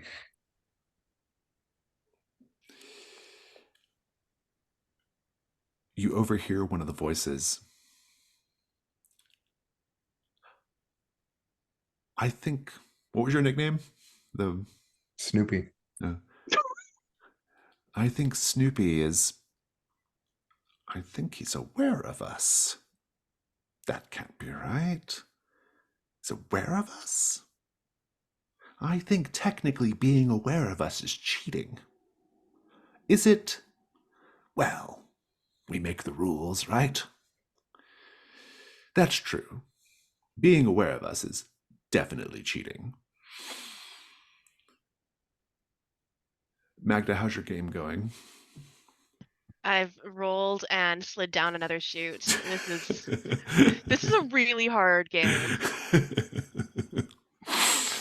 I love it. This is a game of pure chance. There's no way. There's no way there's no way for your skill to come into play here. Nope. But you are losing, and the question becomes: are you going to cheat to win? Oh, that's not very heroic. He frequently gets up and is not paying attention. I don't know if Magda is smart enough to be able to cheat it. You know, it's just snakes and ladders.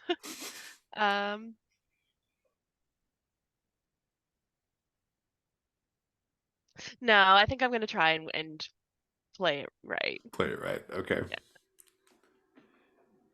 Cassian, as you're walking around, you're overhearing this conversation. One of the tiles underneath your feet, when you step on it, it has a little give. Like just a bit. Just a little bit of give. Malkuth, what do you do that makes whoever's responsible for making these calls think you're cheating? I think there's a moment where he's pulling one of the crystal logs, and there's it starts to kind of tilt to one side, and I think he just instinctively holds his hand up to try and push it, and then he realizes it and kind of like whips his hand back. Too late. The tile that you are sitting on drops out underneath you, and you fall down a pit. The games warden says, "Ah, oh, don't cheat." Wait. Apparently another one of you is cheating as well. Oh, how much cheat? Oh, this is absurd. And Cassian, you have more of a warning here. You felt the give. You saw what happened to Malkuth. You know they've just called you a cheater. What do you do when you feel the tile beneath where you're standing start to drop? I'm going to take my staff and turn it sidelong so that when I drop, it's braced. I think, let me take a look at your skills. Risk roll. What's at stake is if you fail, you fall down the hole. But Jack, you can make a devil's bargain. No matter what, you won't fall through, but the games warden will make you play an actual game with him. So it has to be something that can happen even if you fail. So I think just the thing okay, is, no yeah. matter what, you have to play a game. Yeah. I'll take it. Too light and I think dark for falling into a pit is applicable here. 3. Sixes across the board. Ooh, very good. 6 dark, your ruin goes up, which is maybe not great, but you do succeed. Give us the scene.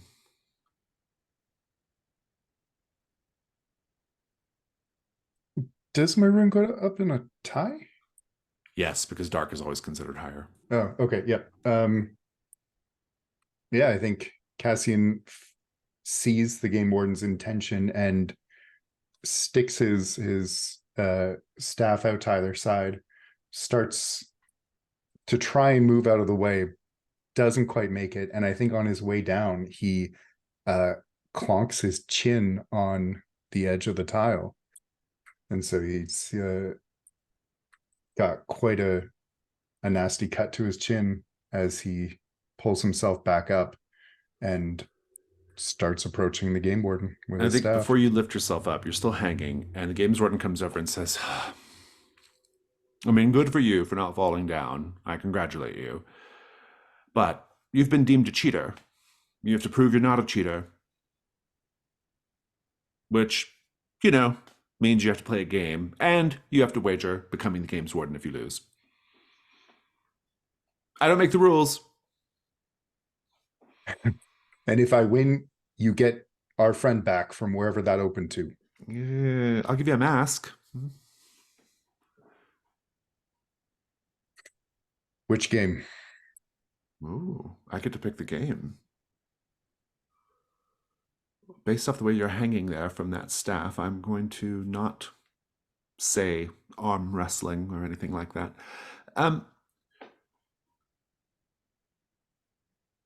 And he says, we'll keep it simple. Towers, which is like your world's version of chess. Very well. Or we'll call it Saint's Tower. Saint's Tower. Good. He goes up, back over to the central table, rolls some dice, moves his pieces 3 spaces, and then goes back over to Torum. Have you decided whether you're going to play the reverse labyrinth?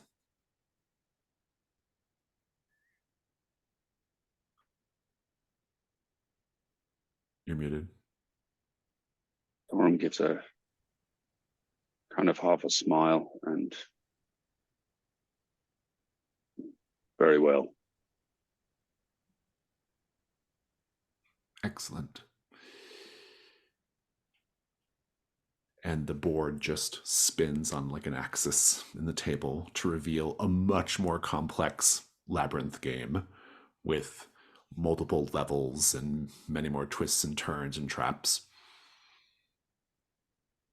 Malkuth, you were dropped down the floor.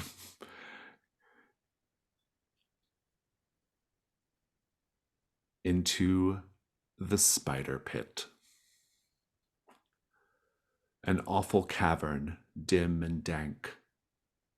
Most surfaces are covered with dingy cobwebs. Webs of fresher silk stretch across the whole space at intervals. You can see way up the trapdoor through which you were plunged. A shaft of light, the only shaft of light, illuminating the space for you.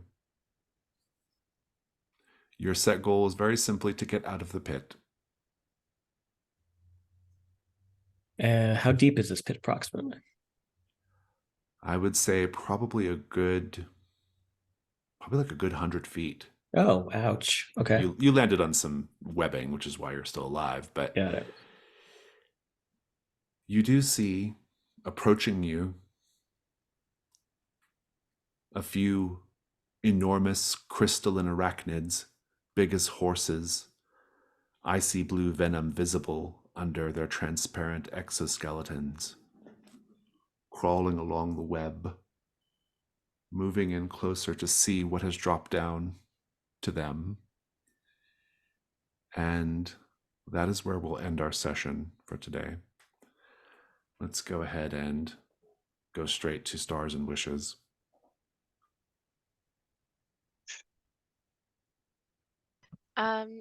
Stars for Jason Furtanen. He's so much fun. He's just this I just want to punch him in the face so much. But he's a lot of fun to interact with. I cannot believe Rob lost another character. I mean, we figured Tekla wasn't going to last super long, but that was real fast. So, yeah, stars to Rob for deriving it like you stole it. Yes, it's a lot of fun. I'm really excited to see what fun things Torum gets up to, and I'm glad that you have armor now. Malkuth is just so delightfully weird. I really like the narration of pulling the Jenga pieces. I think it's just I could really get a really good idea of what Malkuth's deal was in that moment. It felt very on point for your character. And Cassian for the I like the idea of your backpack that you made so you could carry what's her name, Editha, around. I think that's just really clever, and also it's a really fun like mental image. I imagine that like these two warrior types, one's piggyback to the other. I don't know. It just I like that a lot. So yeah, stars for the whole session was a lot of fun, and those are some moments that I particularly enjoyed. Yeah, I got the feeling Tekla probably wouldn't survive the session, given that, you know, we were basically right at the start of an incursion and she already had 5 ruin and no armor. So it was kind of a hopeless situation. So I tried to give her the best out I could. I also second what Amanda was saying about Tannen, who Tekla was definitely going to try to kill if she hadn't died. I was already plotting ways that I could use that beetle on him and the other ritual that I had, and yeah, but never got the chance. So that's kind of a wish, but you know, these things happen, and I'm having fun with the new character. I feel like I this is kind of an interesting incursion because I've played this one before and I don't remember exactly what the outcome of it was in that instance, and just trying to figure out how to react appropriately as a character to this situation is like really interesting, because like what, you know, me as a person, if I was in this situation, I'd be looking for the loophole, the way out, the way I didn't have to sit and play one of these games, but trying to think of reasons why your character may accept that challenge is kind of interesting. So that actually gave me a really good opportunity to like figure something out about Torum. So yeah, you know, big star for the module, I guess, for the incursion. Yeah, looking forward to exploring this character some more, and you know, I think there's potential for like some interesting relationships with the others, and yeah, start to bend for this interesting pragmatic side that seemed to come out of Cassian today, where they didn't felt like he didn't care about anything or anyone, and was just accepting things as they came, and yeah, like he's almost been ground down by the experiences so far. Somehow, I'm not quite sure what is going on with him there, but something interesting is going on. Yeah, similar stars to everybody. I've always kind of seen Cassian as like the sort of the wisest out of all of us. You know, not necessarily the brains of the outfit, but definitely someone who has kind of a more pragmatic vision of things. Whereas Magda is Magda, and Malkuth is too weird to function. But yeah, I've never played this incursion before. I had a good time with it. Wish is to see if even if I survive, if I will be stuck playing the game, Games Warden. Pouring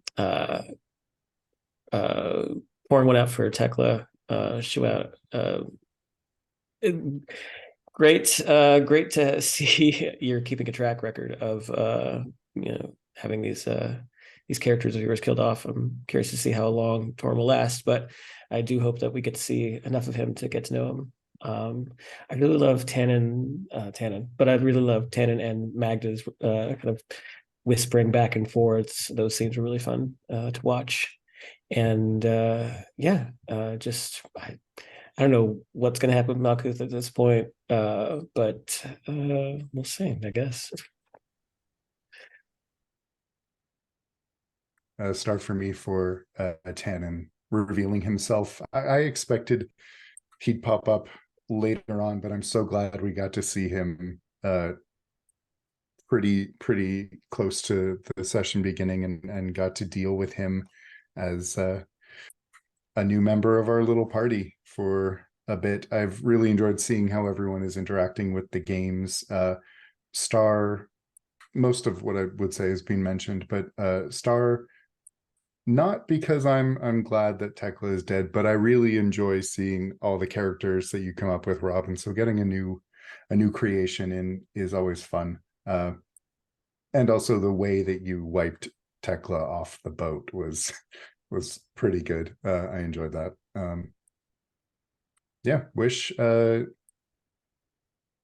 Wish that we don't spend a lot of time in the spider cave.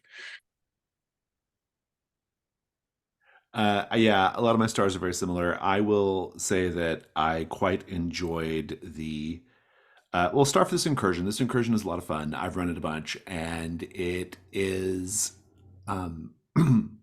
I like it. I like running this incursion because it's the rare sort of trophy gold incursion where I get to really sort of like ham it up with the NPCs, and because there are a lot of NPCs in this one that are like lend themselves to this, right? But also I've got it. I've also got Tannen as an additional little thing to play, so I'm having just a lot of fun with that. Really enjoyed the description of Tekla's falling into the void. Like that whole scene of like parking the boat and then her getting swept off was really terrific. Just love that. I also, another star for Rob, I really liked how you described your new character playing the game. I thought that was really interesting, the way you described his sort of like settling in and kind of like assessing it, and maybe showing us like an unexpected aspect of his character, which I thought was really, really fun. Just enjoyed that a lot. I really love this sort of like, while everyone else is playing the games, Cassian is like not, and like kind of trying to figure the place out. I thought that was just an interesting a sort of like juxtaposition. It was fun to see. It's kind of how the novel would go, right? Like you'd have one character who's like trying to figure out what's going on while the rest of them are caught up in the madness or whatever, right? So that was really, really fun. I'm super digging this session was also the Hall of Games especially was like a really interesting like examination of all our returning characters, at least their core like personality traits are like coming through in the Hall of Games really strongly for Malkuth and Cassian and Magda. So that's really fun to see. And yeah, loving the interactions between Tannen and Magda in particular, that like we're sort of dancing around some kind of history with the two of them, and there's a suggestion that like they both used to be different kinds of people but now they're these kinds of people, and so I'm just kind of loving all that. And I like how he's like clearly doing that thing where he's like pissed at you about something in the past, and so he's just needling you, because he knows what bugs you, and so he's just doing that. So I kind of am having fun with that little with that back and forth. I think that's really, really enjoyable. And but yeah, just all in all, everyone's doing a great job. The RP is very on point, and it's fun to see everybody in this sort of like context. Oh, and a star for Jack for the conversation between you and Torum. I thought I really liked the way you framed it up of like you're shorter than Torum, right? Because I always imagine Malkuth is the biggest of all of you, right? So it was kind of fun to sort of have this moment where Malkuth is like kind of reassessing his place in the party or whatever. I thought that was really fun. My wishes, I hope we get to see what the un the invisible characters who are sort of playing the meta game. I'd be curious to see what they're all about. I want to know who they are referring to as the murderer between Haditha and Tannen. You can make a case for both of them based off what we know about both of them.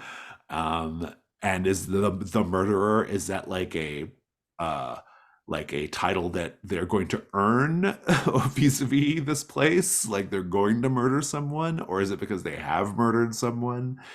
Tannen would suggest that he has never murdered anyone, that the work he engages in is, even though sometimes people die, it's not murder. It is failed penance. And so, yeah, just a good time all around. I think that's all I've got. Are there any other stars or wishes? Okay. Well, thank you all so much. Let's wave goodbye to everybody watching the video.